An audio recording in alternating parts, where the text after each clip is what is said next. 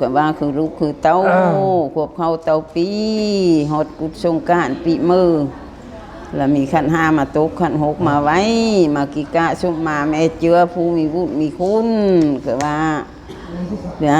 ลูกเต้าก็มีขันห้ามาตกขันหกมาไว้กิกะชุมมากะละบาปลากรรมให้ลูกก็เต้าปิกาวจางยางโบงามอย่าได้ผิดความปากสลากความโผหรือกะรี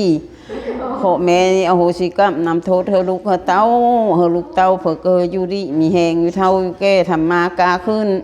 เลี้ยงลูกเลี้ยงเต้าเขาได้กินเหือกกินแหงเขาได้เป็นประเสริฐมงคลเป็นเลี้ยงลูกเขาเป็นกว้านเลี้ยงละให้เป็นเท้าเผื่อเกยอยู่ดีมีแหงหาเงินหาคำกาพาตกาตังเตอได้ไล่ประข่ายตังเนื้อได้ได้เป้ได้หับมาเฮือนหังมีล้ำรวยแม่นี่ได้เพิ่งพาอาศัยได้มันนึงค่อยโอนยนมันนึงค่อยหินค่อยชายอย่าได้ทุกข์สยาดอย่าขาดสะอันจังแนวพญาติบ้านเยาลูกเต้าลูกหลานกระเพิกกระความเจ็บเบอร์ไรความไข้เบอร์มีปลาน้ำรดน้ำลางกับปลาเนื้อลูกเต้อกระเพิกกระตลอดปลอดภัยอย่าได้พบอาหารผ่านอาหารจะพิษแมงก้นจ่าจะผ้าแมงก้นมันก้นแก้นแป้งเท้าอ้อยนะฮะแป้งพญาสิอ้อยนะฮัก